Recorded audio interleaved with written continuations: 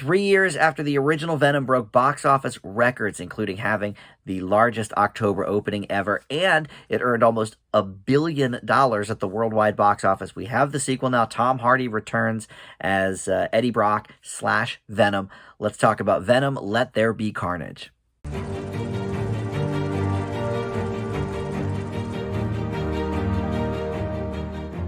Hey guys, Dan here. This is Dan Reviews It. Welcome to my spoiler-free review for the new film Venom, Let There Be Carnage. It is in theaters now and only in theaters. And I saw this on premiere night with the biggest audience I had been with since probably the opening night of Black Widow. And it truly does feel great to sort of be out in a crowded theater again. Not that this was jam-packed, but there was probably about 20, 22 people there. And, you know, in this day and age, that's a pretty big night out at the movies, to be completely honest. But it was a fun time. We were all sort of enjoying ourselves in the atmosphere, so you can check it out in theaters. Now, before I get into the specifics of the movie, I do want to welcome you to my channel, Dan Reviews It.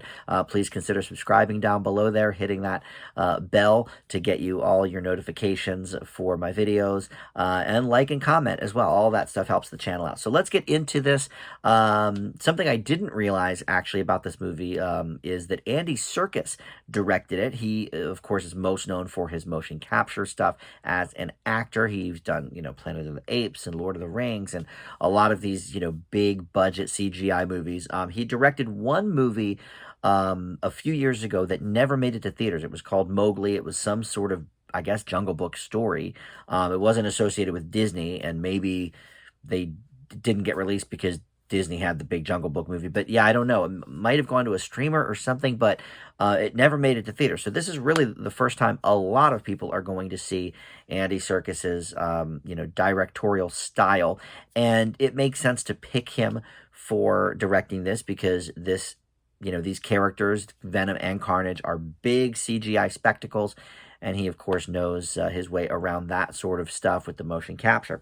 But like I said, Tom Hardy returns here as Eddie Brock and Venom, and he is an investigative journalist. This takes place 3 years after the first movie, though, and since then a lot of things have transpired in his life, and he's sort of a disgraced journalist, I guess, at this point. So he's trying to reignite his career by creating a report on this killer known as Cletus Cassidy, played by Woody Harrelson, who refuses to speak to anybody but Eddie. He feels some sort of, you know, symbiotic relationship with Eddie, so he will speak to him, and as a direct result, he becomes Carnage. I won't go into specifics, but the movie's called Let There Be Carnage. You know Carnage is a part of it. So he appeared briefly, I guess, at the end of the first movie. I don't really remember the first one that well. I believe I gave it a C. You know, I think it had some interesting moments, but was kind of tonally all over the place. Anyway, we also have Michelle Williams returning as Anne, who is Brock's former fiance, and we find out early on in this film that she has a new fiance, Dan, played by Reed Scott from Veep.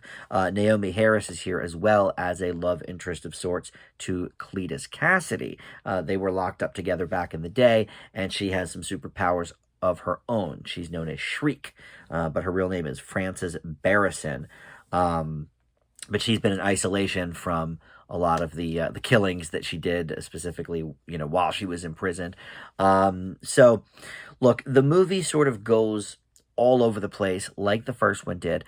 But one thing I really enjoyed about it is that it leans in to the things that made the first one work, and there weren't too many of them.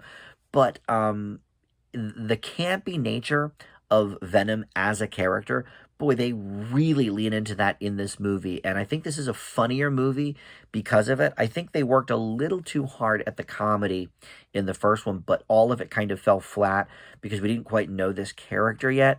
And now, you know, we're sort of ramping that up. And the first, you know, maybe half hour of this movie is a little more character driven, a little more action oriented. And then the comedy comes sort of in the last half of the movie, I would say. And there's a few scenes that are just, fall down funny because they're just so bizarre. Venom is a bizarre character, and, some of the like little nods in Eddie's ear and the sort of, backhanded comments that he makes, those sort of fall flat for me in the humor department. But in one scene, for example, Venom goes to a club and, is wearing the glow beads and all of that stuff.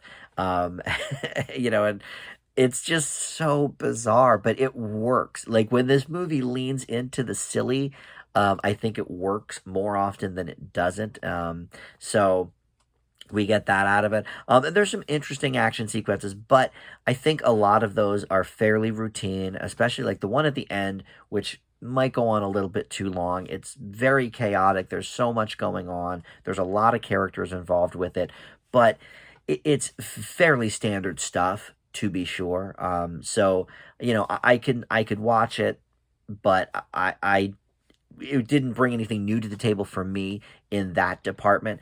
But one thing I thought was kind of refreshing about this movie is its runtime. It's only 95 minutes, and that's extremely rare for a superhero movie. Even the first Venom hit almost 2 hours, and a lot of Marvel ones hit, 2 plus, 2.5 plus. So when I saw the runtime originally last week, I was like, well, that's very bizarre. Like, I wonder why.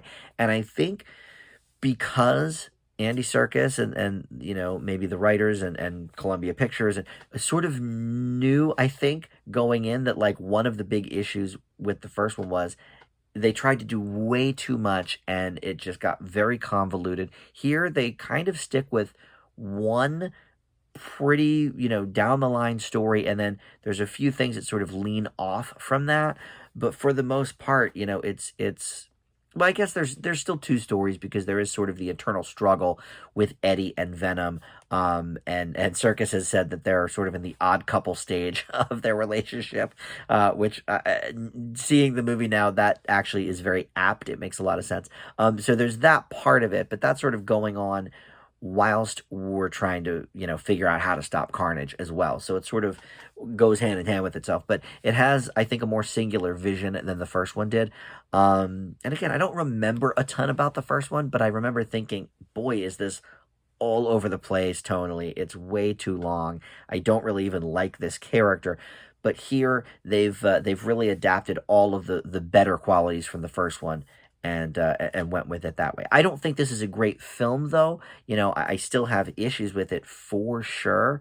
But it was a lot of fun to watch. I will say that.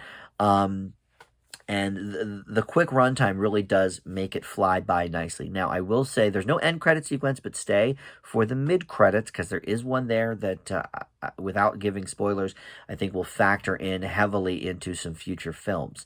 So obviously, if this is a success, we will see more of Venom coming up in things. And I think I had some issues with Tom Hardy's performance in that first one too. And I can't remember exactly what they were now. I remember I thought his accent was bad.